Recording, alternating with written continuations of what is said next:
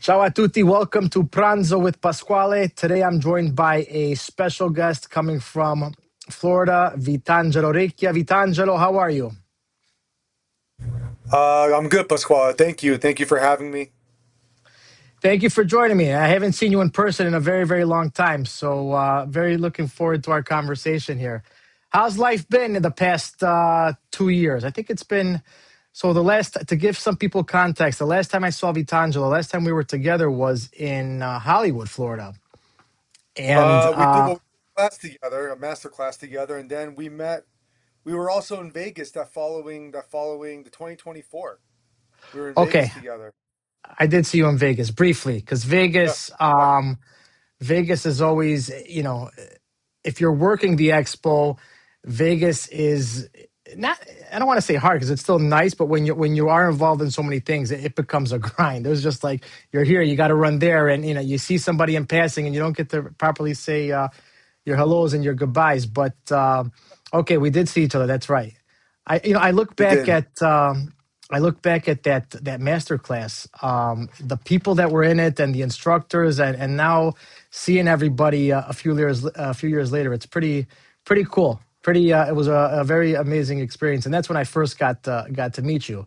So, um, and to give people context too about Vitangelo back in 2023 December, not some people knew you back then, but not everybody, not to the scale of right now. So what you've managed to do in this period of time has been pretty phenomenal, and it makes me proud and it makes me happy for you. So congratulations.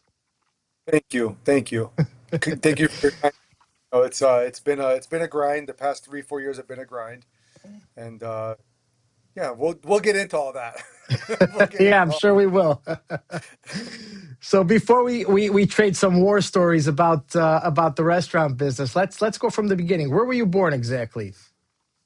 So I was born in Altoona, Pennsylvania, to Italian immigrants that came to the States in 1970 and 1972. And it was either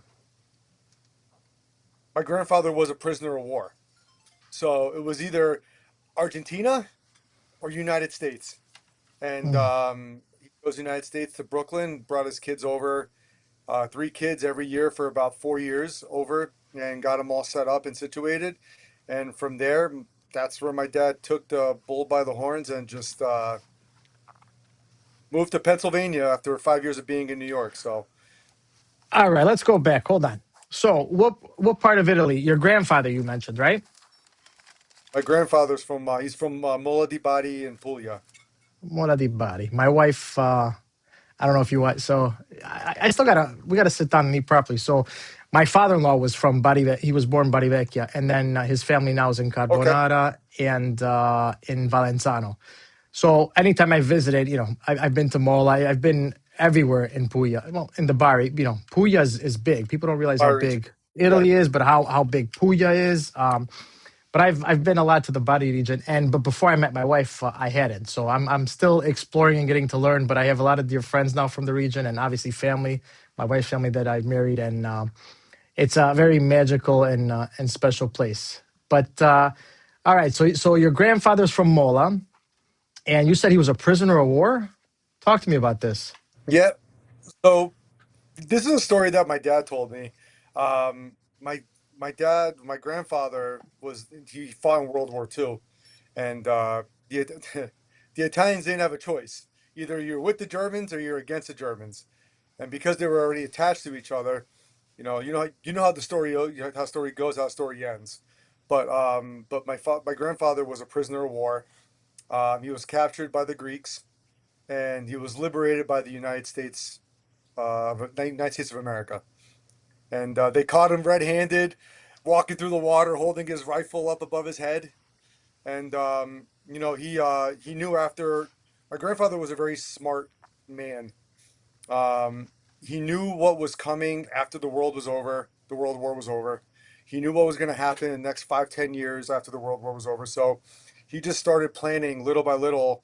He would go back and forth to Naples and go get visas made for all his kids. So, but he came to the States in 1966 in New York and got everything set up. It took about 10 years, I want to say, about 10 years to get all the kids brought over. And when he finally got done, he goes, "All right, everyone, I'm done. I'm going back home." And you know, he always told my dad, he goes, "The United States isn't for me. It's for you guys. It's for you guys to have a new life, to start a new life." And it's funny because you probably find more Malay people outside of Italy than you do in Italy, and it's like 10 times bigger than what it was, you know. Hmm. That's how it all started. He ended up going to Argentina for a little bit because that's where his brother went, and I have family in Buenos Aires. And then when my dad came to the States in 1972, uh, with $3 in his pocket, didn't know how to speak English, didn't know how to make pizza, didn't know how to cook. He was a farmer, you know. And I tell everyone this story because they're like, "There's no way," and I'm like, America is what gave the liberation of a lot of Italians to come and learn something different. You know, he Yeah. tried general contracting, he tried plumbing, he tried doing all that stuff, but pizza got stuck with him. So Wow. Okay. So your father comes over, 1972, and your grandfather was here, right? And then you said, and from Brooklyn, did I understand correctly? From Brooklyn, then eventually they moved out to what part of Pennsylvania again? so the 2 years, 3 years that my dad was in Brooklyn, he was working at a couple places. One of them was called Pizza and Calzone, that was in the family a long time. Like when they came from Italy to New York, it's like they never left home because Hmm. that little like Park Slope, downtown Brooklyn, Carroll Gardens. He lived on Fulton and Court Street, if you know where that's at. Back in the '70s, it was you had to walk arm in arm with someone because it was just not a good area. And you know, he ended up about 3 years after all this, he ended up moving to Wilkes-Barre, Pennsylvania. I'm sorry, Wilkes-Barre, Pennsylvania, and from there he ended up going to Altoona, where I was born in Altoona. Altoona. Okay. And now, so then your father was already into the restaurant business when he came over. Basically, like so many Italians, he comes over and he started working in some pizza shops already in New York, correct? Yeah, but he didn't have any pizza shop experience at all. Prior, right? Okay. So then, how old is he when he makes the move to where you were born in Altoona? 27. Was he married at this point or not yet? He was not married at this point. He met my mom in 1980, and 10 months later they were engaged, and then they got married Hmm. in 82. Married in '82, and then they were good. My dad was always on the move, opening another pizzeria for his partner. You know, they were always I want to say in the 10 years, the 20 years they were together as partners, they probably opened about 15, 20 pizzerias Your father and in his Texas. partner. My dad and his partner, yeah. Okay. Did you just say Texas? Texas, Georgia, Carolinas, Virginia, West Virginia, Indiana, Pennsylvania, New York. Did a And this was lot. He on. did a lot. Oh, this was in the '80s where it began. Late 70s. Yeah. Yeah. Okay.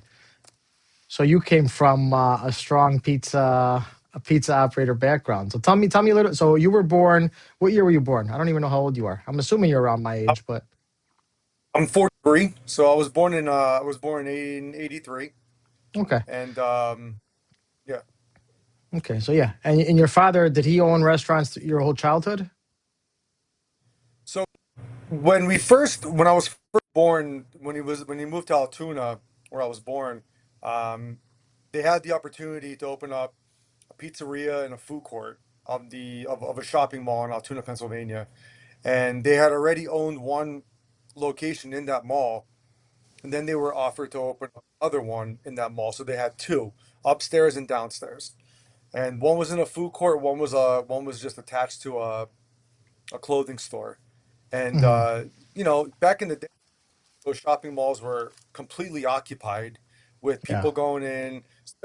Like it was, if that was like the golden age to be in a pizzeria Hmm. with the way the money was and the way inflation was, it was logical. You know what I mean? Dollar slices, 20-cent drinks, 600 pies later, 4,800 slices later, you make $5,000 a day. And if you're doing $25,000 a week, you're making money back in the Yeah. day. Oh yeah. That that's how it was introduced to them.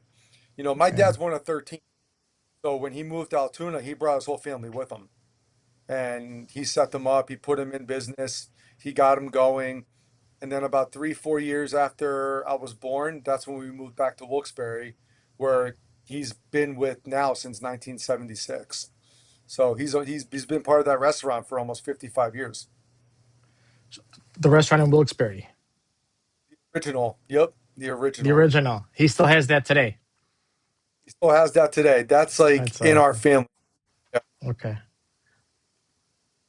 He bought it in Very cool. 19 it was or 88, Okay. and I remember him telling me, he goes, the happiest day was when he made that final payment.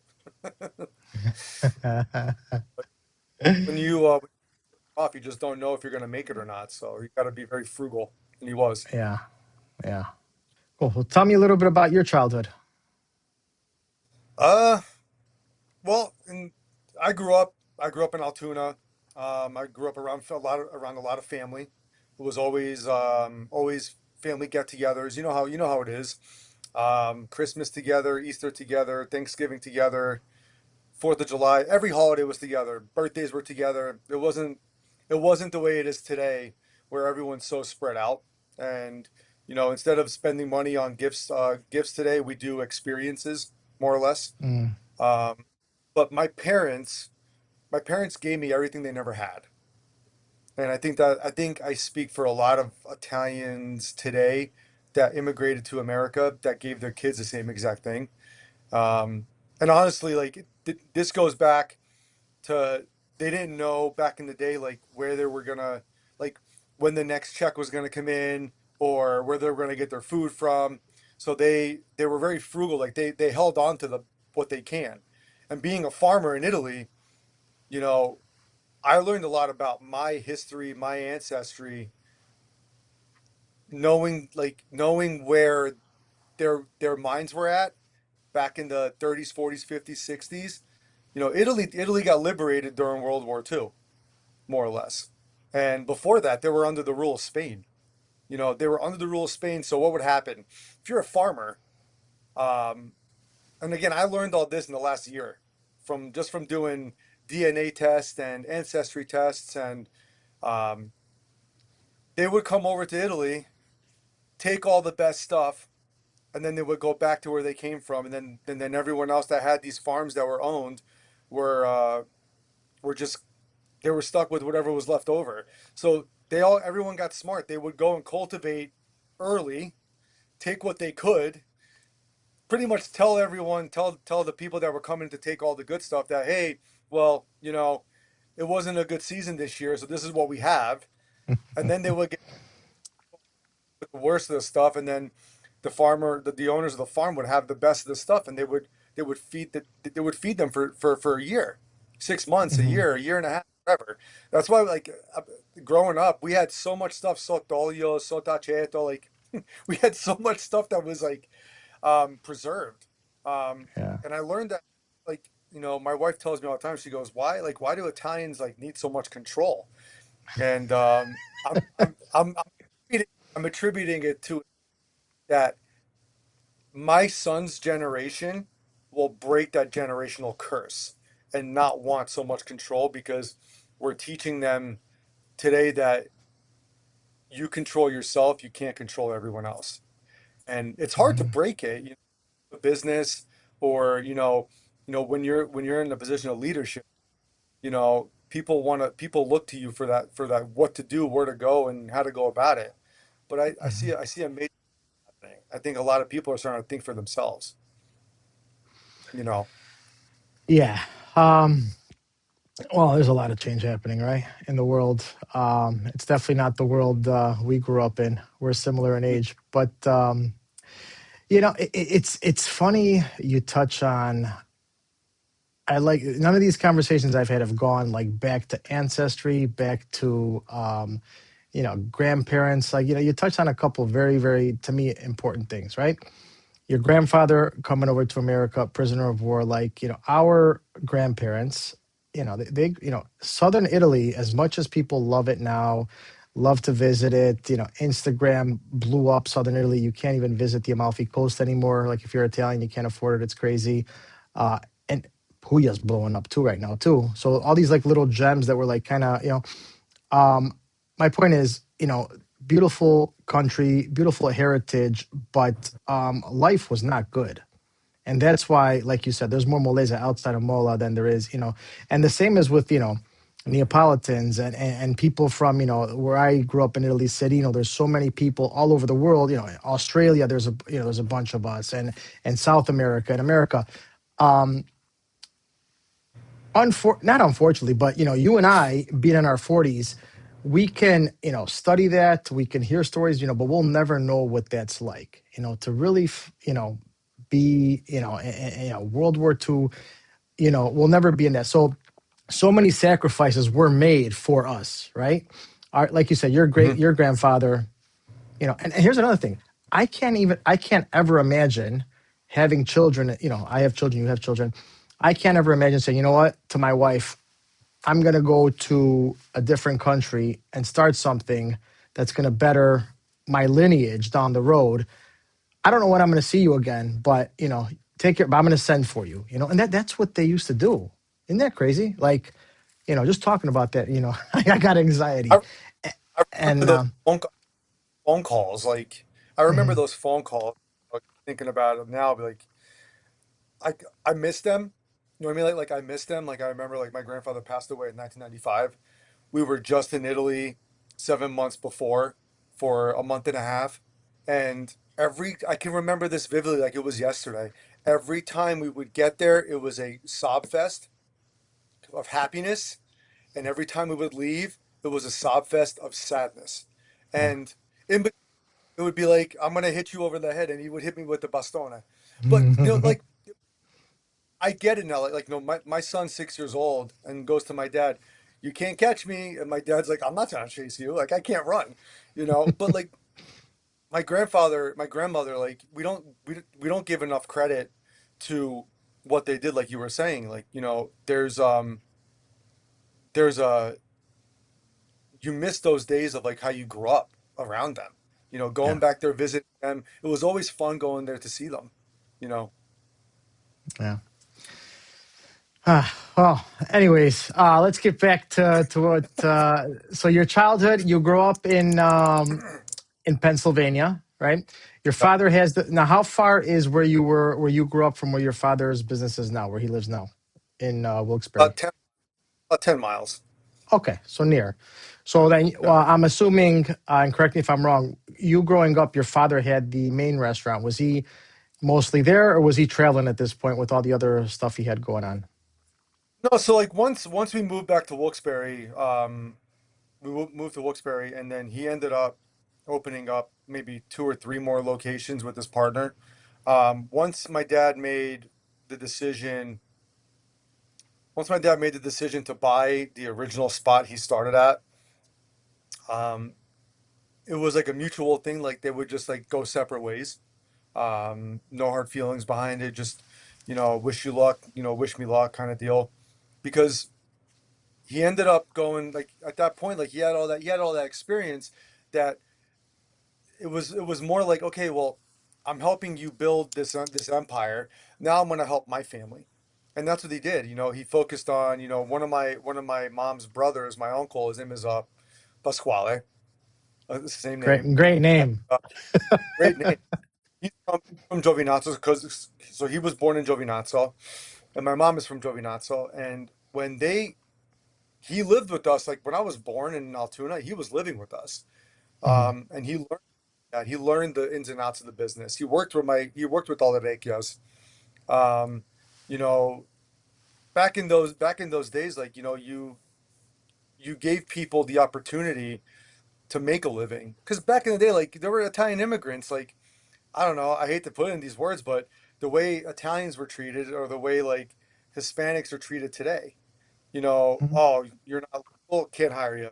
back then they would have taken all of them. You know what I mean? Hmm. Like, so, with my uncle living with us, they ended up going to Martinsburg, West Virginia, and they opened up a pizzeria over there. I mean, when you're talking about Martinsburg, you're talking about the sticks.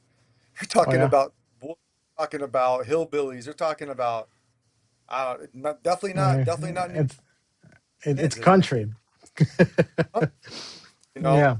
and from there, like once they did that, once my dad did that location, um, he kind of slowed down to opening up and focus more on like what he had going on at his original, and then from there, this is just on the restaurants.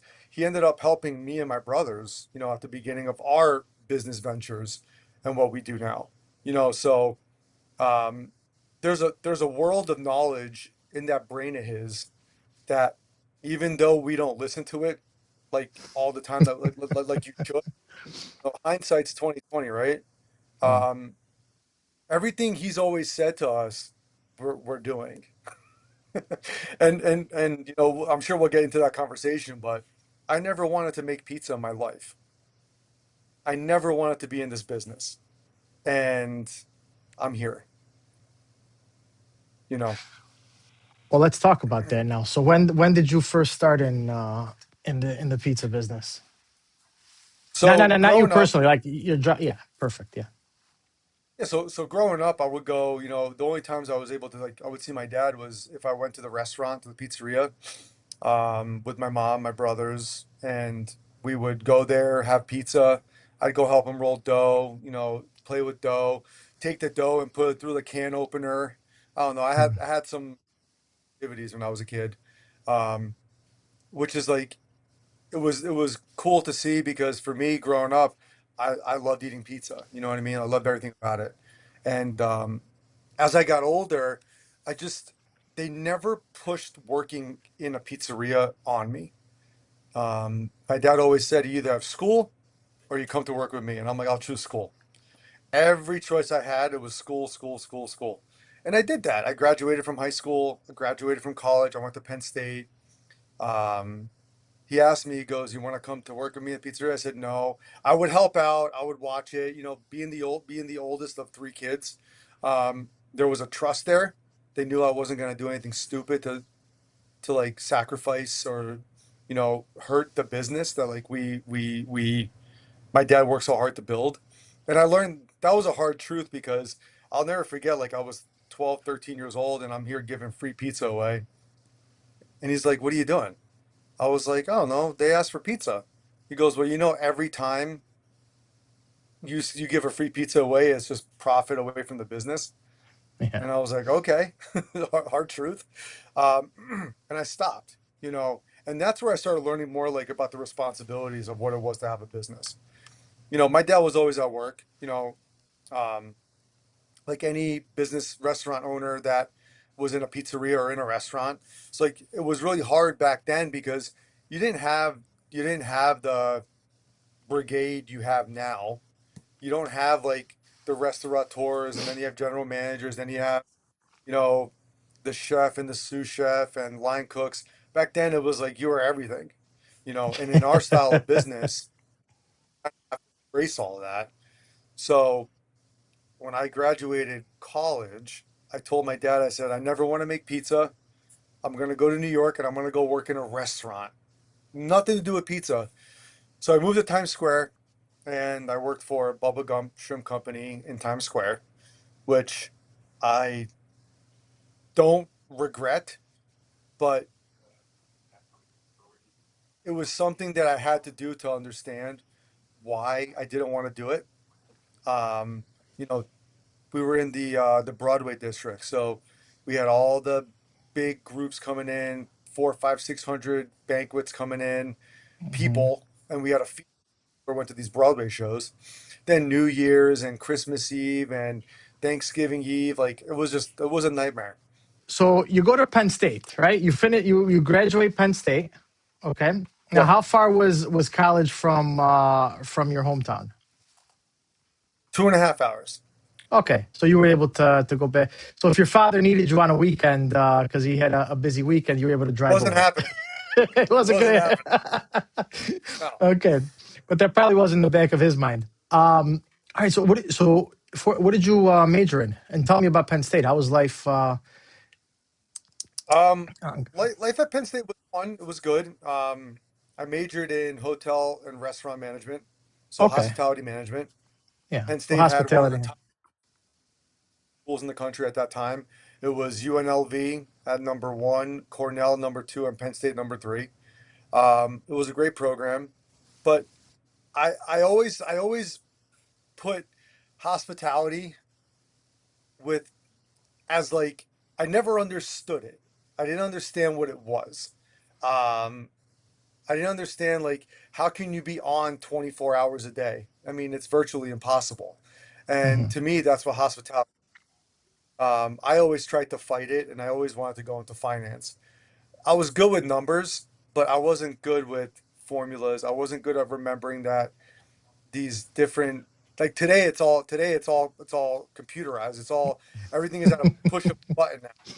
Back then it Hmm. was all theory, all these things and like theorize like what you were doing. And if you lost someone $20 million because of a keystroke that was wrong, you lost your job and you probably didn't work in the industry anymore.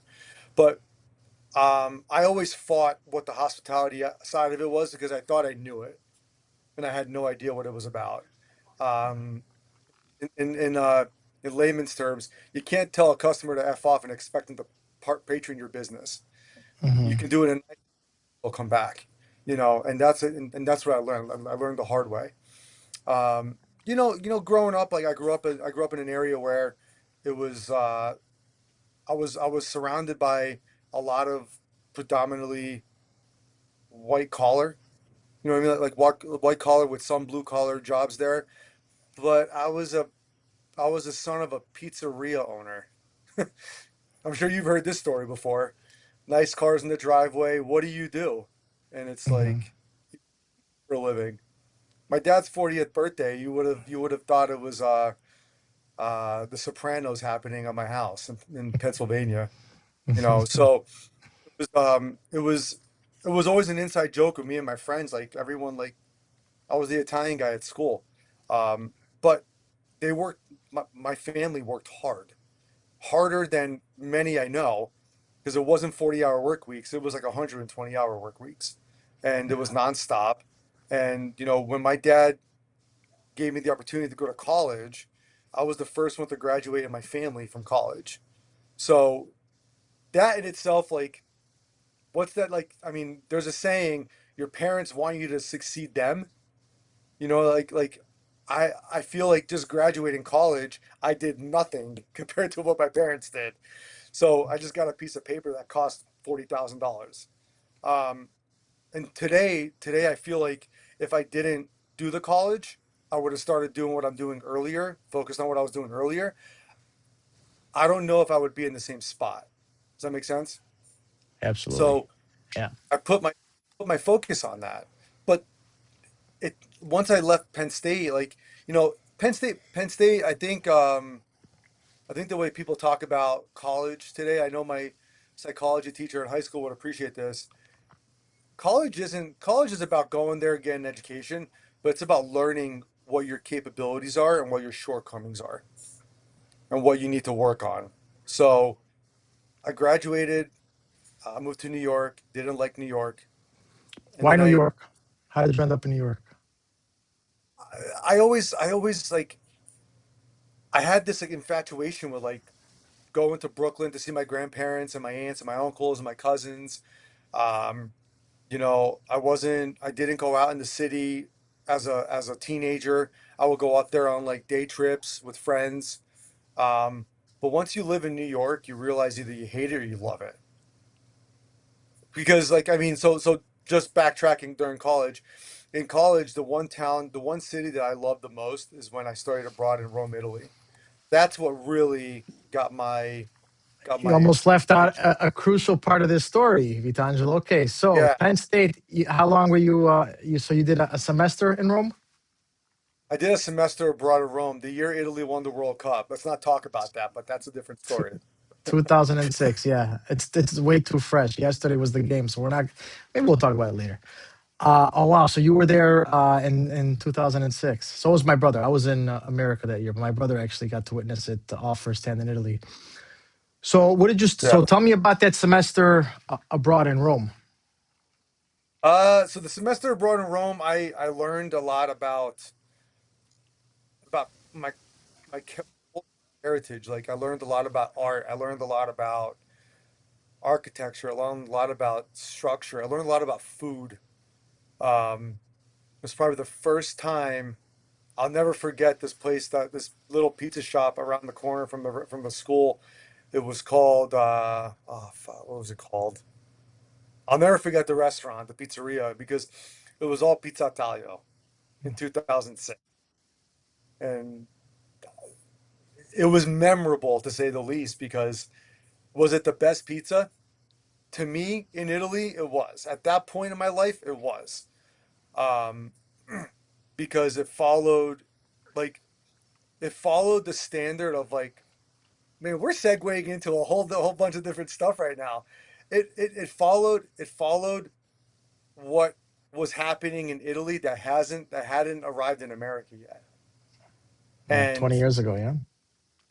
years ago, like, this is like Mhm. when like Angelo Yezzi was like in his prime, like coming into his prime. You know what I mean? This is when Mhm. like people were going to Rome and using Molino Iacone flour. This is where Caputo was becoming massive in America, you know, and there was no one else coming to America. You know what I mean? Like, this is where I think it was the golden ages of what pizza was. Mm. And I remember growing up going to Italy, and we would have like pizza barese, which was like the scrocchia pizza, like very, very thin. And then we would have panzerotti, which was like the fried calzones, as we call them in America. And we would have we would have like these gatherings with friends or with family. And in Italy, when I was studying abroad, all my friends were like, "Why are you going like crazy about this pizza?" I said, "Because it's fucking good." Like back to I always say casalinga, but correct me if I'm wrong. Like it's like a casalinga style, you Mhm. know. Uh, it had all the attributes of what home was, and it just brought me right back down. Like they cooked with this memory that just hit me instantly, and I would Mm. go there every day after school. I would go there, um, and that honestly, that's where like the love of the food of just the food came back to where it wasn't for like 4 years later. I ended up doing culinary school in Italy. So, but in that time frame, I just started tasting everything, eating everything I could. Like whether it was pizza at the pizza place next to my school, or I was going to this place called Buffetto. Did you ever hear of Buffetto in Rome?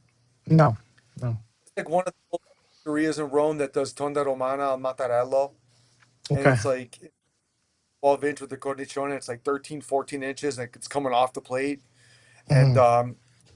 just a really, really good pizza. You know what I mean? Like it was Yeah, Rome was magical. yeah. Sounds magical. So my parents own a condo in Fort Lauderdale, so I Mhm. moved to Fort Lauderdale. Okay.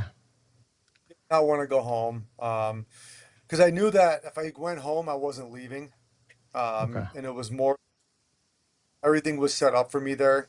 Like my dad would have loved me to go home and take over the business, would have loved me to go home and give him a break, and I wasn't there for that. My younger brothers were there. My younger brothers were working with them, but I never wanted to go back home. I wanted to go find my own home and do my own thing. And grateful Mm. that my parents were able to help me and support me through that process. So, but I moved to Fort Lauderdale, and that was fun. Okay. Tell me about that. Um, Pasquale, it's crazy because I try getting away from all the Italian aspect as possible, and I find myself working at a Ferrari dealership in the back end, the services, um, in communication with Ferrari USA and Ferrari Italy on how to on getting like warranty parts changed out and going through all that rigmarole of no, we're not going to change out a $25,000 power unit because it's 2 months out of warranty. I'm like, what? These guys just are in this vehicle and you're going to tell them no? There's no Hmm. goodwill. But I learned a lot about that because that's where when I was working for the Ferrari dealership and the owners were fantastic people. They were great people. They were from Long Island. The owner was actually, I think, a four-time speedboat champion. Oh shit. Um, yeah, yeah, he was very intelligent at what he did, very methodical. Um, Italian guys or and when no, they were Jewish. okay. They were Jew they were Jewish from Long Island. In fact, at one point, I was up in Long Island working, helping them out at their Ferrari dealership up there.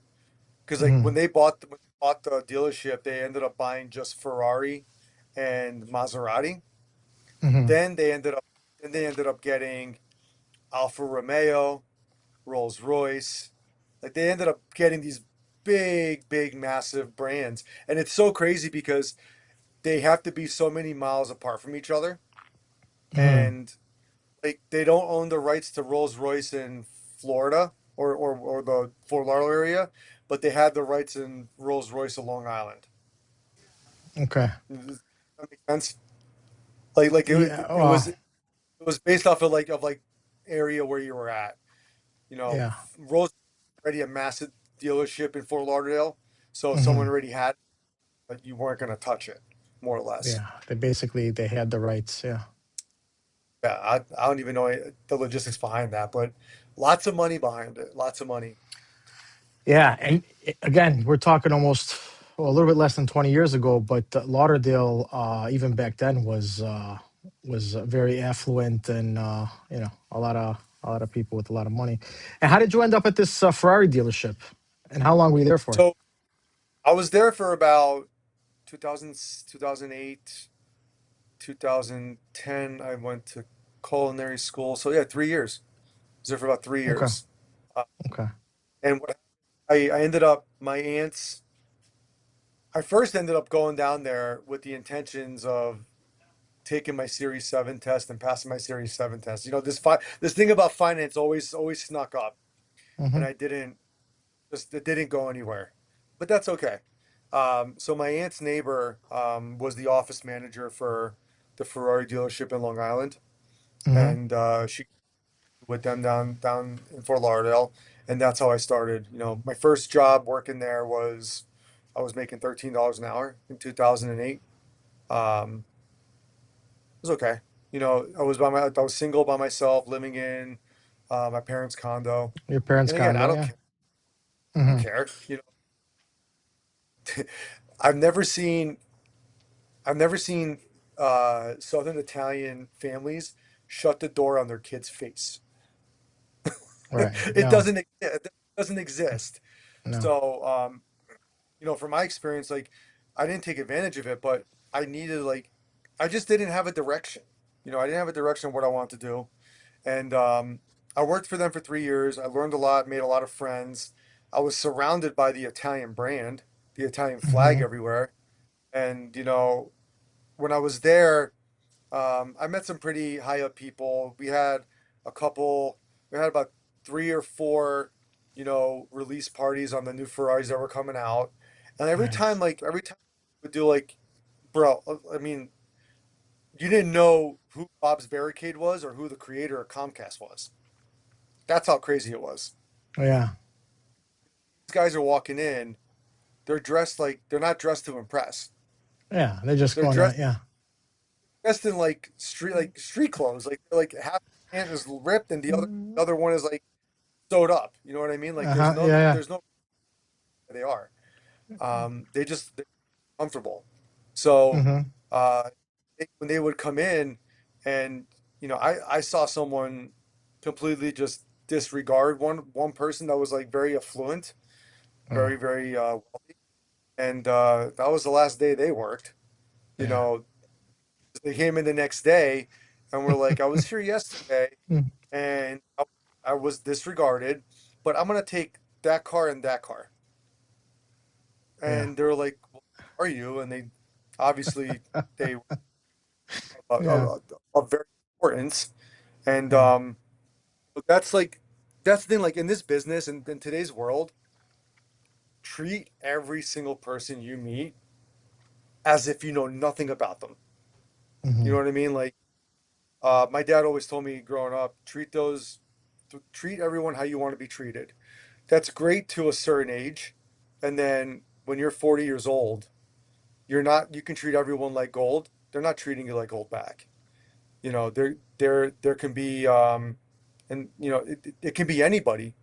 It can be if you're in Vegas and there's a bathroom attendant, treat him the way like you don't know who he is, because it can be someone that you just don't know if they're famous or not. You don't know if Hmm. they're wealthy. You don't like these undercover boss shows and all this other stuff. It can be life changing for a lot of people. So Yeah. you always want to give people the respect, but the moment that respect towards you is no more, it's better just to cut them off and get them out. Yeah. That's because at the end of the day, at my age, to me, quietness is peace. Hmm. Like I want peace in my life at this point in my life. The only ones that should be disrupting my peace are my kids and my wife.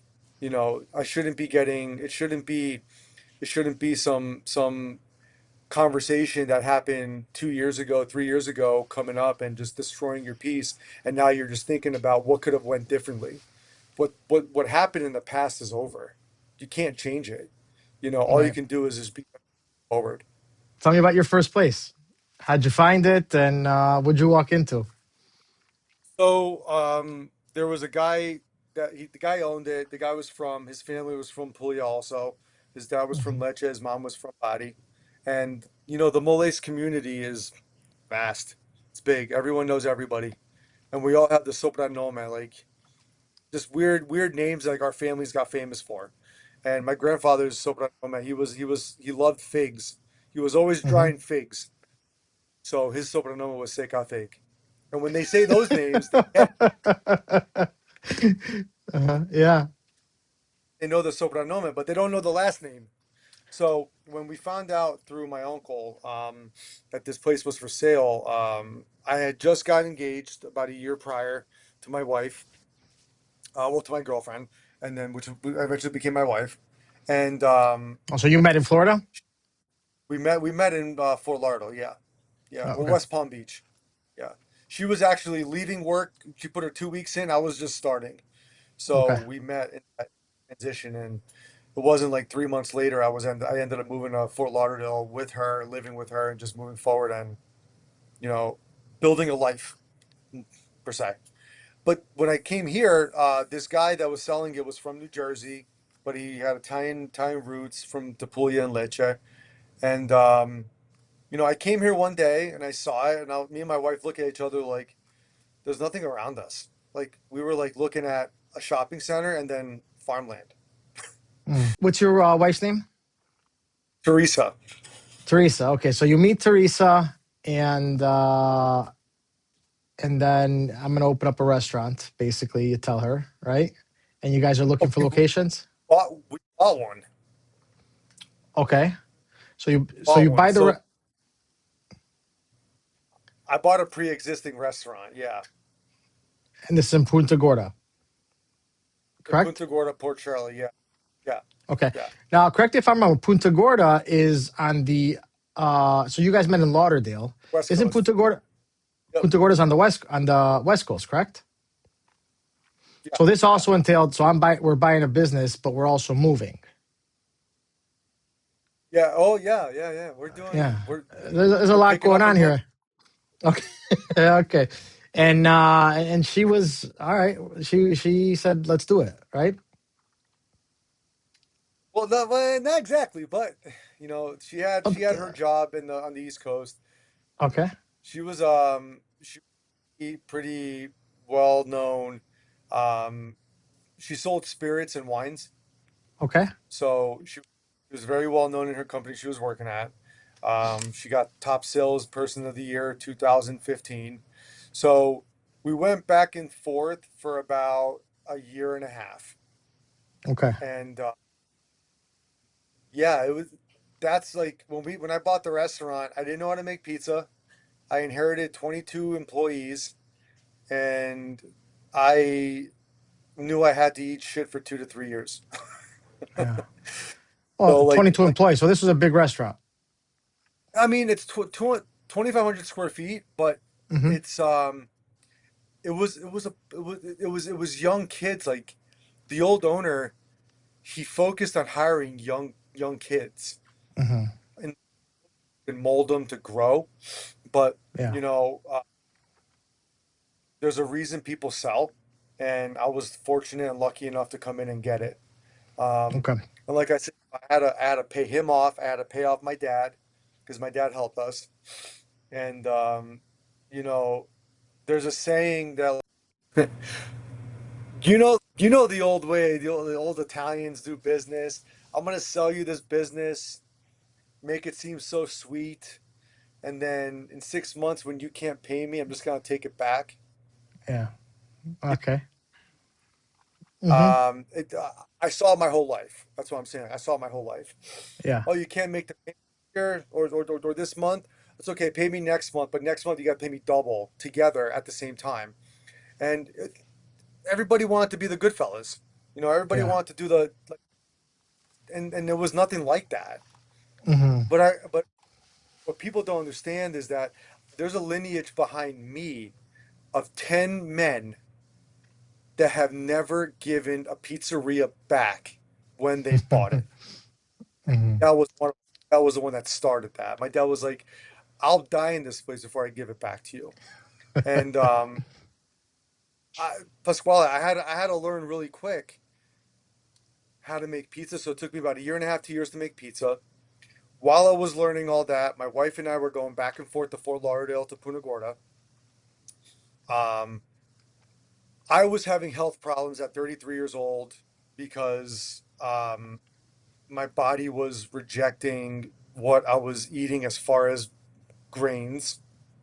So I was going through testing. My doctor told me after like 6 months of testing, he told me I had celiac, and this is like where like my story really starts in that sense because my doctor told me I had celiac. I looked at him right in the eye and I said, "You're telling an Italian that owns a pizzeria that eats pasta he can't do what he loves most?"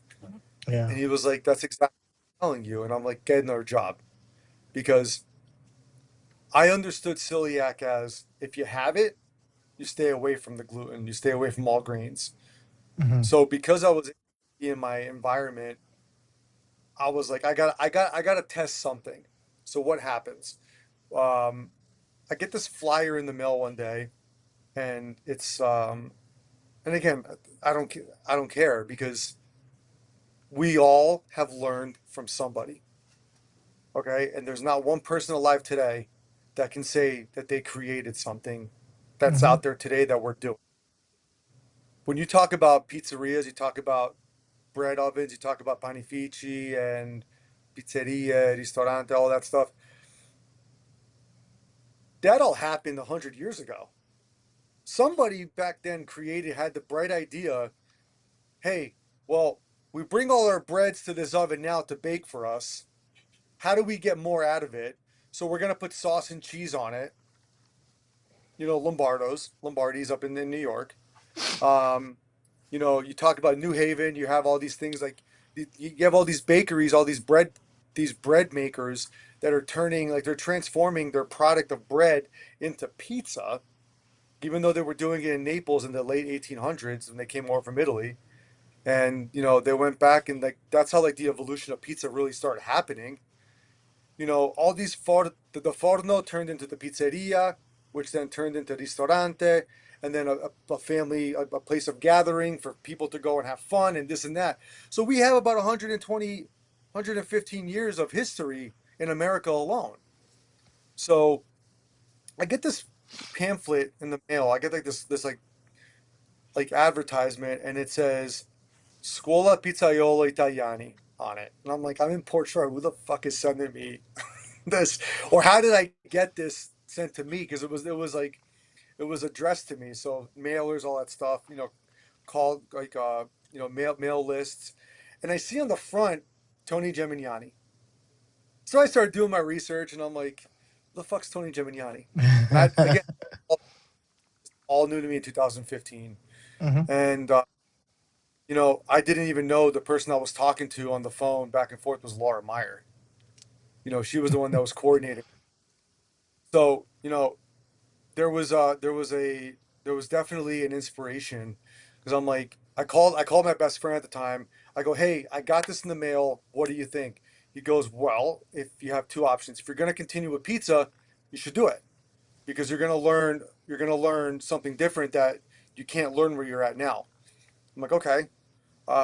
So I took the chance, told my wife, I said, hey, we're going to go to San Francisco in 2016 and we're going to spend the week there. And, you know, I'm going to go learn different pizza recipes from Tony Gimignani. And I had no idea what I was getting myself into. None. Only thing I knew about it was that Tony was successful with Tony's Pizza Napoletana and he was part of a team that was didn't know anything about it at that point.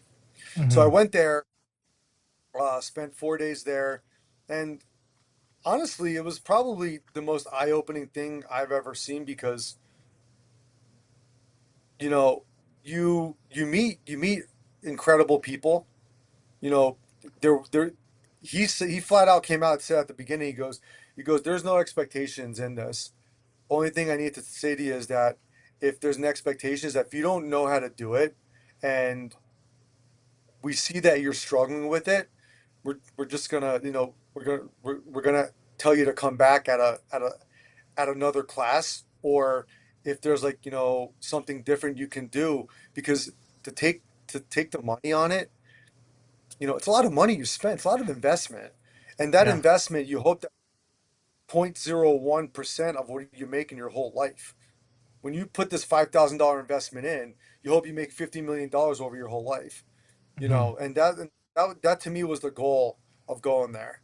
Um, I didn't know what was going to happen after that class because as I was going through all these issues with celiac and everything else, that's where I really understood and I really started learning what bleach and bromate, and I learned about the flour that was in Florida that was being imported by Manzo Foods, and it was Pulselli, and that like changed my world because I started going down the wormhole about unbleached unbrominated flour in America.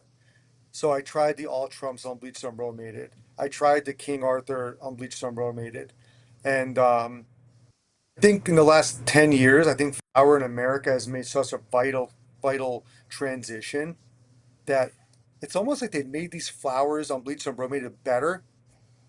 That Mm. the flours that are out there still, there's still a need for them because these companies that are using them, you're not talking about 10, $20,000 of R&D. You're Yeah. talking $1 billion of R&D to go and Yeah. perfect. You know, you have places like Domino's and Papa John's, Little Caesars. This is their bread and butter. You take away that bread and butter, that product that's unbleached or bromated it might not work as good for what they're doing. So they have to go back to the drawing board. And I think I think they have time right now to go back to the drawing board to get all that stuff going and get it done. Because what I would feel like what I ultimately came down with, and this was confirmed by DNA testing, is that I have a high sensitivity to the processing of gluten, not the gluten itself. And Okay. that was confirmed by DNA testing. Hmm. Um, that's why, like, when we talk about like the stress, the noise, the volume, like all that stuff, for me, I like the way my brain processes and the way it methylates and the way it metabolizes, it literally says in my DNA testing, my body works better under stress instead of calm. No shit. It's dude, I'm telling you, if you can take 500 to go take this test, Uh, it's life changing because I'm gonna it look broke into down. that. Yeah, it's Wow. incredible. Another thing you touched on was Tony's class. I didn't realize, because again, 10 years ago, um, I didn't, Tony's, again, it wasn't like social media like it is now back then. So I didn't know, so man, professionally, one of my biggest regrets is not going to this class in San Francisco. I remember it was a 5 day. I remember the 5,000, you threw it out there because I remembered exactly how much it was, because that was part of the reason I couldn't do it when I had, when I wanted to, was, was the price and the traveling and a million other things going on with life. But anyone I've talked to that's taken that course has mentioned how profound of an impact it's had on them throughout their careers. And Yeah, man, I wish I could have taken that. It would have been so cool. You know. it it was a pretty thorough class. He talked about all the aspects, like the handbook was like literally like half an inch thick that he gave to us. Hmm. And again, I understand now why he did what he did then, because he was at the forefront of Neapolitan pizza. He was at the Wow. forefront bringing in that Italian company that wanted to get into the American market. You know, and does he have haters? Absolutely. People are going to hate on that guy because he was the one that did it, and he has also people that admire him because of what he did. And at the end of the day, you come to a point you realize, now, do you want to be that, or do you want to make your own path? And I think a lot of people, they look up to what Tony did as, an inspiration that gives them the opportunity to go do what they want to do. Because I think today, in today's day, you're not going to see someone. Let's call a spade a spade. Tony's a master marketer. And he's incredible with how he markets his brand, himself, his restaurants, his people. You know, he's he he really made an impression on me. And you know, even though, like, after I took his class, I went to Expo in 2019, and I was like, "Hey, Tony," and he goes, "Who are you?" He knows this, but again, like, it was 3 years after I took his class. But Mhm. it's he transitioned me to ask questions and try to get products that you can only get in California at that time. And then when I started asking my distributors about certain flowers, they're like, "Why do you want that?" And I'm like, "Because I want it for me. I want to test it for myself, because if it's going to help me, I know I'm going to help thousands of other people in my area." You Yeah. know, every year I have a goal. Every year I have a certain percentage I want to grow in my business. And in my business, over the last 12 years, I have grown 150%. Wow. It's incredible. And people, like, the pizza industry did not make Vitangelo Recchia. I want everyone to understand that. Nothing in the pizza industry has made me in that sense. I had what I had growing into it. 2019 is when I started getting exposed to the pizza industry by going to Expo. 2023, during COVID, like, I opened a pizzeria, a restaurant, Roman style pizzeria in 2019, and in 2022 I closed it. Pasquale, it was the happiest fucking day of my life closing that second location, because Yeah. I was able to put all my efforts into my bread and butter. Your My pride your and joy. baby. Firstborn. You know what I mean? Like, Yeah. I opened the pizzeria. My wife was pregnant. We had our first son. 3 months before the baby was born, we're opening up this restaurant. I'm losing my mind. That following year, 2020, I have a mild heart attack. Like, not even knowing I had it. The doctor confirmed it with me. She was like, your heart rhythm changed. I'm like, what the fuck are you talking about? I was hysterical, man. I was like, I went home. I went to my wife. I went like right to her arms, and I was like, I can't do this. I can't do this anymore. I can't do two locations. Um, the people I brought on board to be part of it took my kindness for weakness. They took advantage of it. I mean, when you go and offer someone that's making 45, 48, $52,000 a year, and you're gonna bump them up 25% more to 75,000 to come into a pizzeria, you don't know what the fuck's gonna happen, and then that person's gonna take advantage of you and 86 your lunch menu because he's making desserts for himself. You know what I mean? Like, I Mm, wasn't there, but I take nothing away from what I did in that place because I built out a beautiful place. Dave Portnoy came by, he gave us a great score. I was happy with it. You know, I was one of the first Roman pizzas to get scored. You know, today he's giving everyone an 8.5 and above.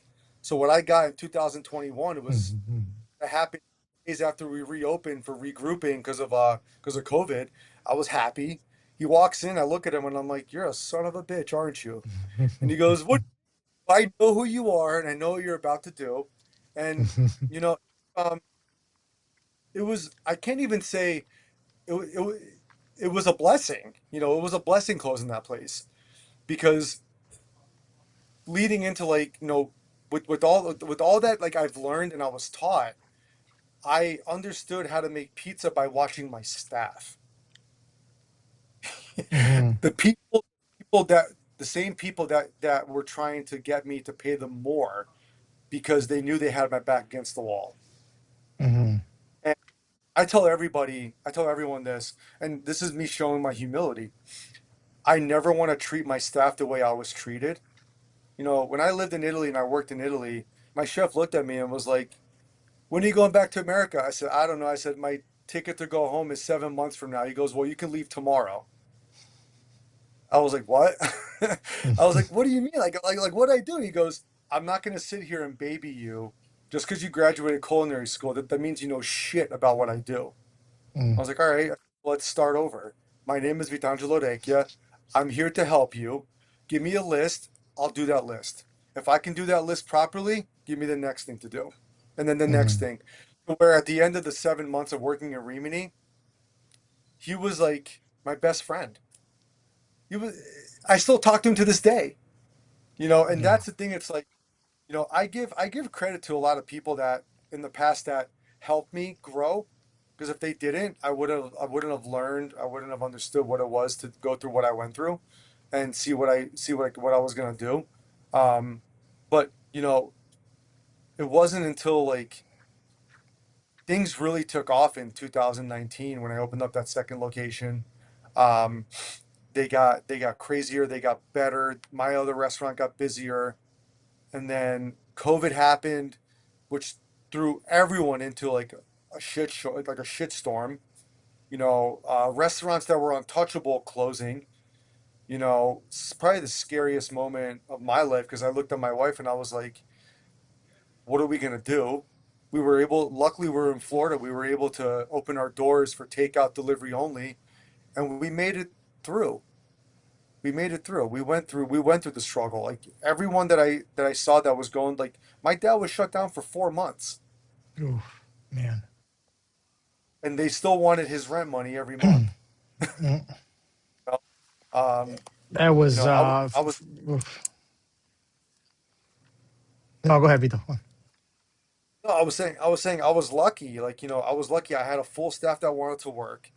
Um, it was also the time that where the transition from restaurant pizza. A lot of people left the industry and they went into like the secure jobs, like insurances. Yeah, Some people uh, they went back to school and they went to go learn how to,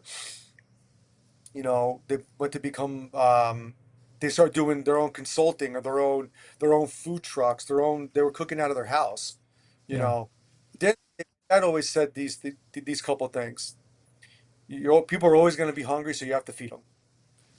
You always got to pay taxes, and you're going to die. The three most Yep. important things anyone will tell you. And whatever you, who cares? You know, if you go, when you go to bed at night with the peace of mind and you know you're putting your best foot forward every day, I don't give a shit what anyone outside my restaurant says about me. I don't care what they go run their mouth about because they don't know my struggles. I don't know their struggles. But we do what we can not only for ourselves, but my number one priority is my wife and kids. If I die tomorrow, are they okay? And for me to answer this, I'm gonna say yeah, they're okay. I'm not gonna be here, but they're okay. So, you know, Tell me about this mild heart attack. Tell me what was going on back then. Tell me, because I feel like a lot of parts of your story I can identify with, and one of them is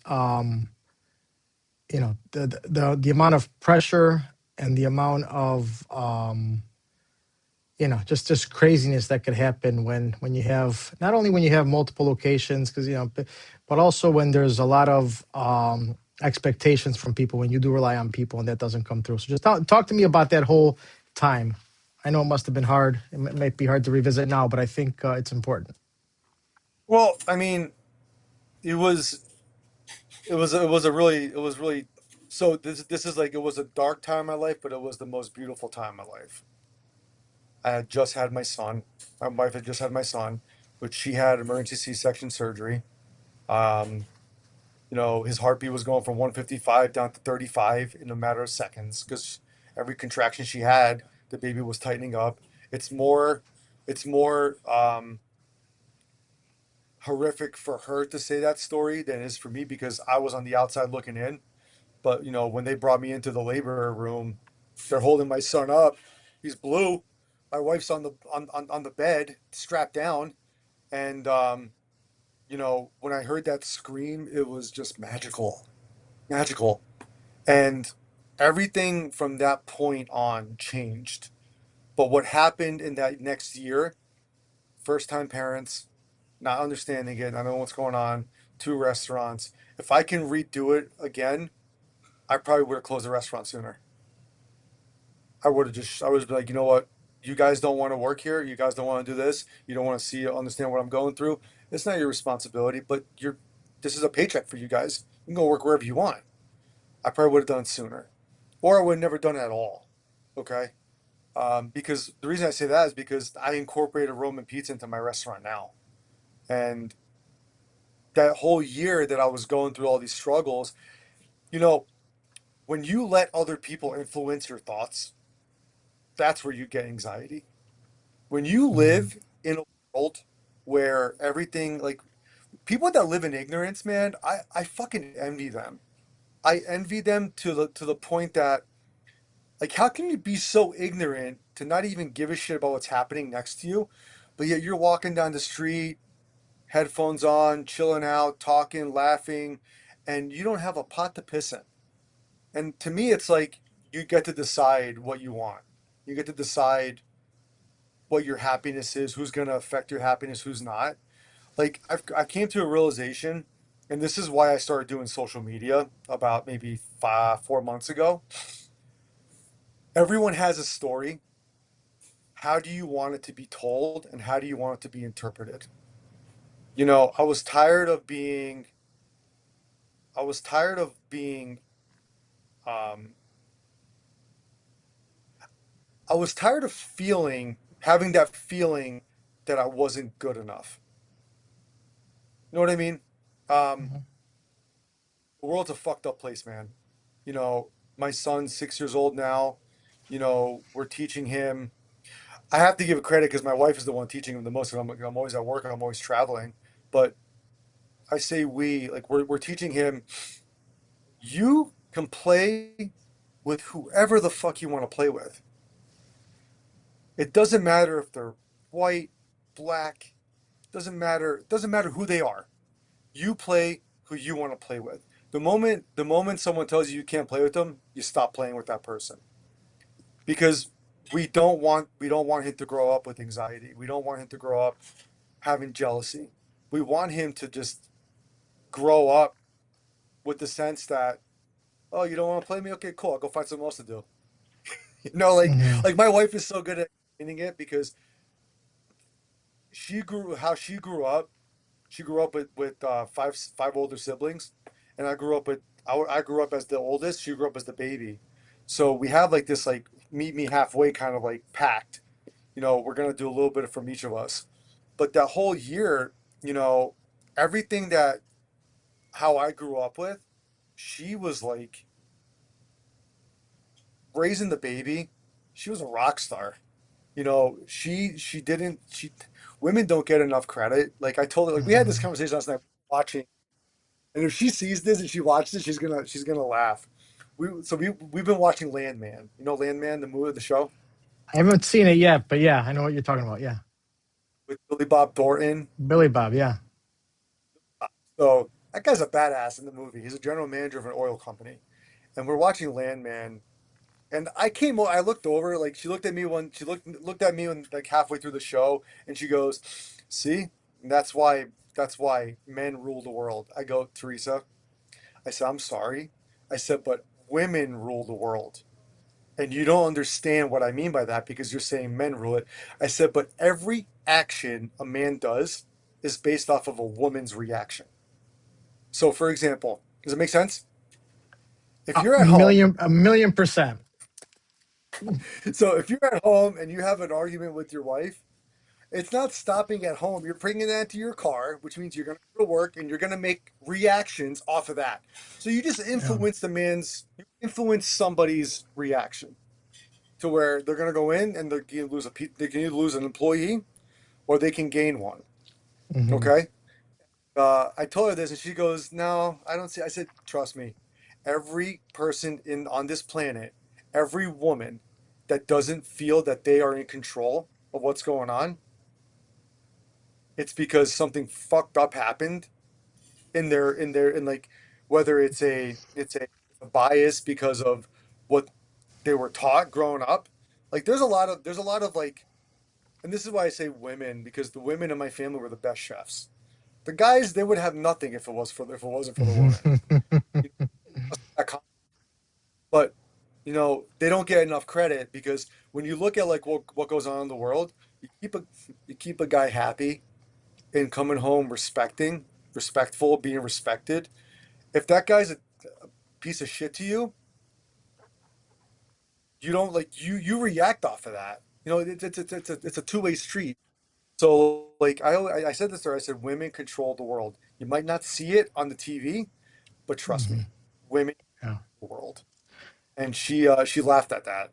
A million percent. I agree with you a million percent. I mean, that's what the saying is: behind every great man, there's an even greater woman. Um, I think my deep rooted. I feel like, especially like in our Italian culture, it might not be presented that way because the man is the strong one in this and whatever. But yeah, there's a woman pulling strings, whether she's aware of it or not, whether it's a wife, a mother. Uh, Definitely, I agree with you a million percent, a million Like percent. like like I'll give you And and a woman will either make or break a man. I truly believe that as well, 100%. yeah, you know how to do that. Women know we're, yeah, we're not smart. We're not smart enough. We don't have those instincts that.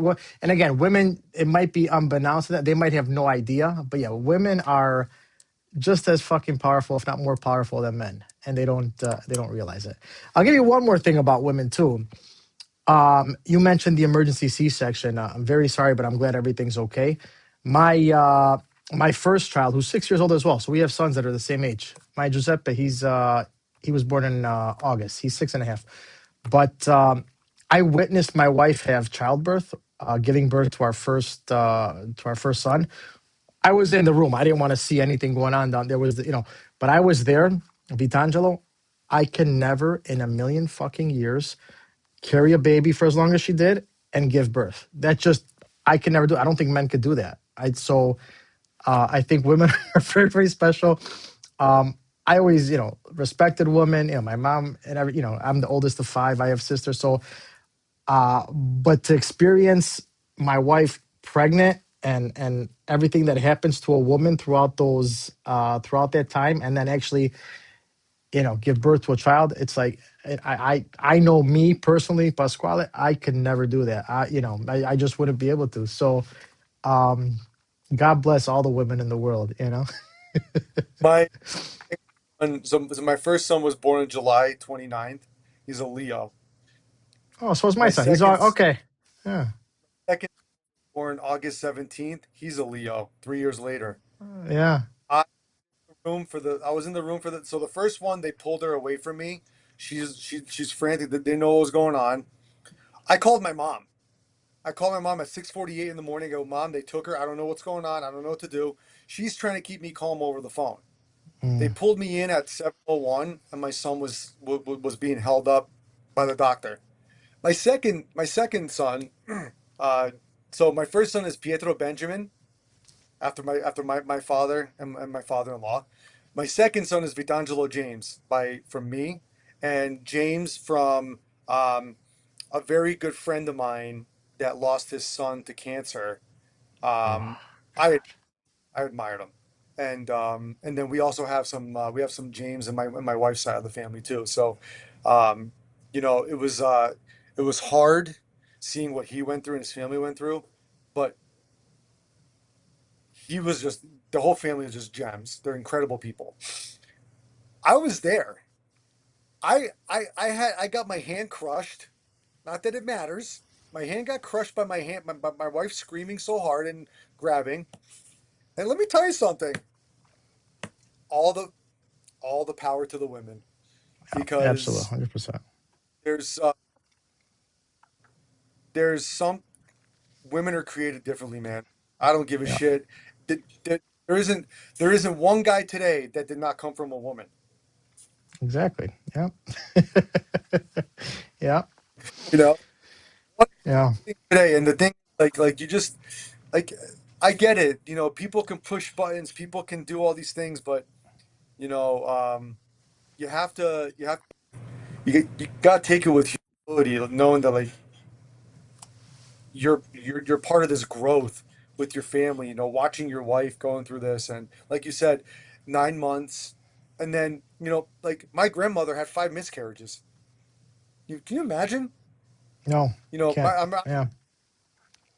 13. Hmm. I can't imagine uncles on my dad's side of the family. I have 19 on my mom and my dad's side combined. So, Wow. you know, to have your body go through that every 2 years, it's like fuck, man. Yeah. They didn't have TVs back then, real, you Yeah. know, and Incredible. it's just Incredible, man. incredible. Incredible. When did you start competing? I'm assuming it was 22, 23. Talk to me a little bit about that process, how you got into that. And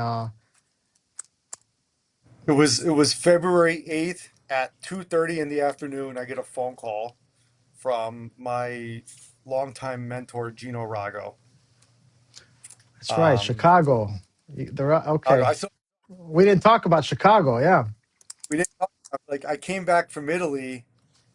I moved to Chicago before I moved to Hmm. West Palm Beach, Paninos for 3 months. We did. How did we miss this part? Okay. So how did you end up in Chicago? I ended up just coming back from Colombia, and Gino called me because of my uncle that lives in Chicago, and he's like, "Hey," he goes, your uncle was telling me about you. Um, if you want to come to Chicago, I can teach you what we do here. I said, yeah. I said, let me think about it. I had Hmm. a stage in New York City with Missy Robbins, Oh and wow. I just didn't 3 Michelin star restaurant. I just didn't think it was the right move for me at the time because I couldn't live off of. I couldn't. I wasn't gonna be able to afford living in the city again. Yeah. You know. So I went to Chicago and I stayed there for 3 months. And man, you guys got some rough ass winters, man. Yeah. Rough. I left in January, and Yeah. that's when I moved to West. And then you went to West Sub. So you worked with Lenny then at Panino's, right? Lenny and Gino, yeah, yeah. Okay. At Great guys. downtown and in North Park Ridge. Yeah, and they have yeah, great popular place. They've been there forever, turning out great stuff. So yeah, so wow, I forgot about that. You had mentioned, and It so was that was at that time like they were getting into like they were getting into the mother yeast sourdough Neapolitan pizza. mhm, They were getting closer with the flour mills. Lenny and Gino, they know a lot of people. I remember talking, about there was a restaurant in Chicago, Michelin star.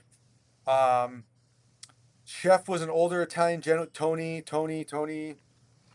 oh, no, not Martirano. Is it? Yeah, Tony Monterano.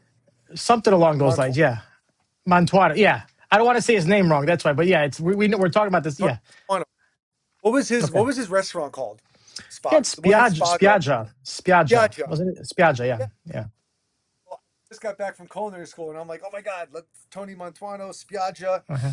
And he goes, I know that guy. He goes, I used to sell that guy. I used to work at a distributor. I used to go help and sell him stuff. And it was different because back in those days, like back in 2012, I didn't give it a full shot to live in Chicago. You Hmm. know, I was living in Norwich at my aunt's house, my uncle's house, and I was just going back and forth to work. Again, doing what I didn't want to do. I didn't want Right. to put those 80 hours of work in. I want a little bit of family time, friends time. Didn't have time to go meet anybody, to go out. And by the time I was getting home, it was like 11 o'clock at night. I was going to bed, and I was Yeah. waking up at 8 o'clock to work at 10. And the Hmm. drive sucks, Yeah. going from Norwich to. But what Oh. I have to say, I left there. And what I thought was, I thought it was bad terms because it didn't work out. But when Hmm. Gino called 2023 and invited me to go to Parma, Italy to compete with them in Italy with the U.S. pizza team, I was like head over heels, man. I was like, why me? Like, why? Hmm. And he goes, watching you, you know what you're talking about. You have good presence, you have good leadership, and we went. And Pasquale, when we were there, I didn't know this world of pizza, bro. I didn't know it Yeah. existed. And then I go there, and who do I see? I see four world time champion Jamie Cullerton. I see Dave Summers. I see Michael Lamarca. I see Will Rodriguez. I see Lars Smith. Um, who else did I see that was there?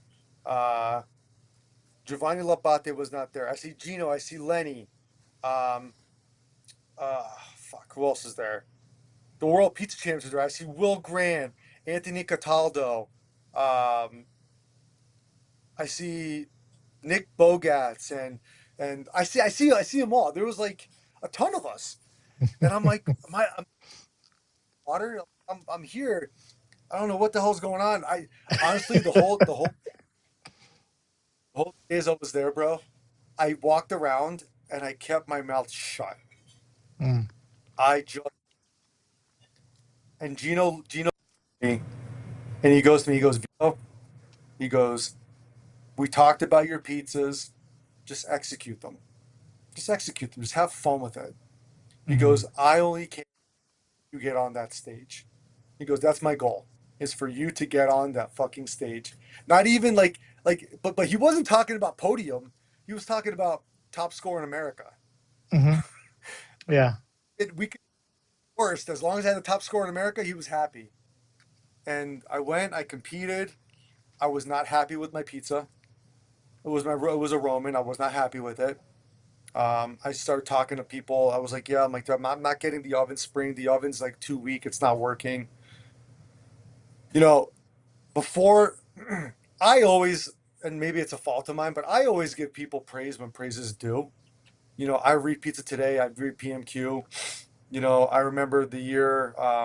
I read like a blurb that was going into 2023 Parma that Lars Smith was the number five in Pala was Pala got the highest score in America the year before in 2022, and he was on the stage, and I was like, Lars, I'm like, dude, awesome to meet you. Like, I've been reading about you. Like, I looked at these pizza guys, and again, people are gonna laugh at me, okay? And I don't care because I looked at these pizza guys like celebrities.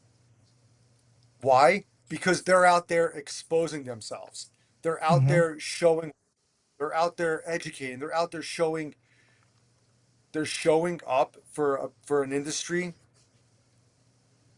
that 99% of those people are never going to do. Why?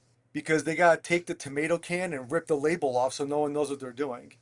You know what I mean? Like at these competitions, to me, there's no secrets. Whatever's there, you lay it all out, and if it scores, it scores. So I think me, I was more honored that Gino asked me to go. Hmm. Um, more proud that I was there representing and what I've learned and what's taught. That now I felt like bro, just a trip from Rome to Padma with 40 kilos of dough on your back was a story. Is a story. Like I had, I went from the pizzeria in Bocea, Rome, to the train station, the metro in Rome, to the hotel that was in the middle by the Piazza di Spagna. I froze my dough. I had to get the dough all packed up, get a taxi to Roma Termini, Termini to Bologna, Bologna to Parma. There's no taxis that want to take me to the hotel. I have all this shit on my back in the 24 hours. And then I get to the hotel, I open up my dough bag, and it's like my dough's perfect. It's like it's nice, it's airy, it's tight. Put it right into unwrap all of it, put it all together so it comes all back together. Then I have to go make my dough balls. So I didn't even know if my dough was gonna be good, but Yeah. it was literally 96 hours. But like what I'm saying is like when I was there, like all these people, I was like, wow, like you guys are doing this for long, and you're doing this and you're doing that. Only thing I knew was what I learned from Tony and what I learned in my other class that I was taught in, and with the training that my staff had at my other restaurant. So. Uh, Roman pizza has always been near and dear to my heart, even before I was taught it. Hmm. So it was when I got there and I was competing, I was like, man, I'm just happy to be here. I'm gonna get my ass kicked. Like Gino was like, you're gonna get laid out, but you're gonna do it with a smile. You're gonna look good doing it. And then comes the awards ceremony, and Roman Pan was like the second to the last to get announced. And they started announcing the scores and started talking about it. The third place goes up, Domenico Sancomilo. Second place, Vitangelo Recchia. I put my head down. I didn't even hear my name, bro. I did not hear my name. But Gino went ape shit. He Oh, went nuts. Gino went nuts. Jamie went crazy. Like I didn't. Yeah. To this day, I still don't know. Like after that competition was over, like within conversations we're having with people, not saying who they are, but people were like, they were mad. They were mad. Like they were like, "Who is this guy? Where did you pull him from? Like, is he Italian? Is he American? Uh, pay off?" Like I was like, "No, I don't fucking know what you're talking about right now." Like, and then he goes to me, because you got on the podium. I was 2 points away from winning the whole competition in Pan, which makes me wonder what I missed. But I don't care that I took home the top American pizza maker of the year. So I went back I went back up there, and it was surreal, man. It was surreal. My first ever major competition, and um it was surreal. It was surreal to say the least. And after that, like, you just you're on a high. You're on a high. And I gave my thanks to who I had to give my thanks to. I thank the people of the flour company of who I used. I thank the person that taught me. Um, I was just like my wife was watching it live as my name was called.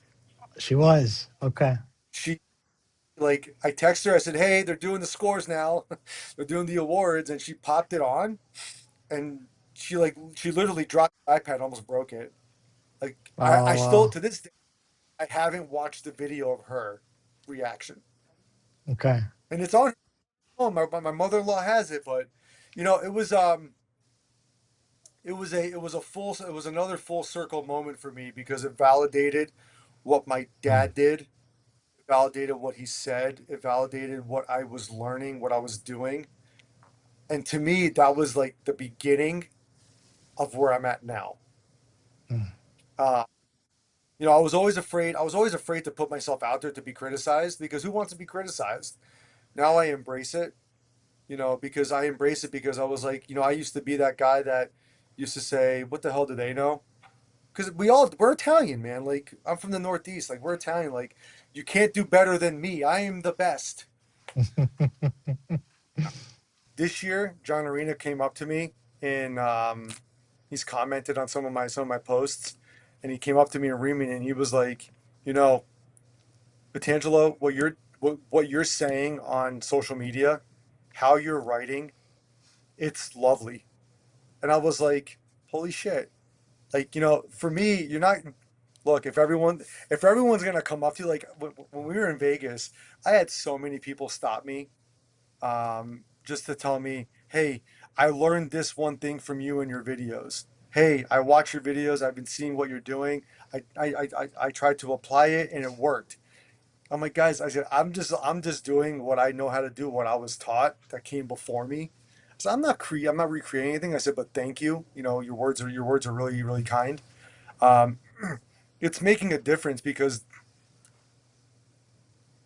there's a lot of shitty people out there, yeah. and ones that will tell you shit just to grab you, and then they want to charge you for the information that you have. Now it's different when you come to me like, hey, Vitangelo, I have a project I'm doing. It's going to be about a month. How do we get you out here for 2 weeks? Okay, that's different. You're taking me from my restaurant, from my time with my family. So yeah, there's going to be a monetary exchange there. But in a conversation, what can I help you with? What do you want to know? Well, I want to Hmm. know if I should use this, if I should use that, if I should do this. I helped out my friend Rico Lunardi up in Pittsburgh when he called me the one day and he goes, hey, he goes, I'm thinking about doing, just a New York style 12-inch pizza. I said, don't. I said, this is different. This is new. Do tonda romana. Do paper thin pizza, bro. Just do paper thin pizza. And he goes, but why? I go, because just wait. You're going to get such reactions from people, they're going to be twisted on their head. And that's what he did. And he started out, he's so busy at his new place in Lucatino in Pittsburgh. I've Um, seen, yeah. his pizzas are good. His bread that he makes, it's I can't take credit for the recipe, but he saw me making it in Orlando last year when we were doing the Orlando Pizza Tomorrow Summit. He took my recipe that I gave to him, which I mixed my own flours and stuff. He took it and now he's making that bread for his restaurant and he's Hmm. selling it as like a bread platter with like three different sauces. He calls like the flight of bread. And I'm like, bro, I go, that's genius. That's just that bread is gonna make your profit at the end of the night because it's Yeah. so simple to make, and then you're charging X amount for it. And it's right now we live in a world where everybody wants to learn, and then when they start learning, like I want to be corrected. I'm human. I'm not perfect. If I was perfect, would I be sitting in my restaurant's office? I'd be sitting in Hawaii, or I'd be sitting at Polignano Amare drinking a spritz, with Ah, my family.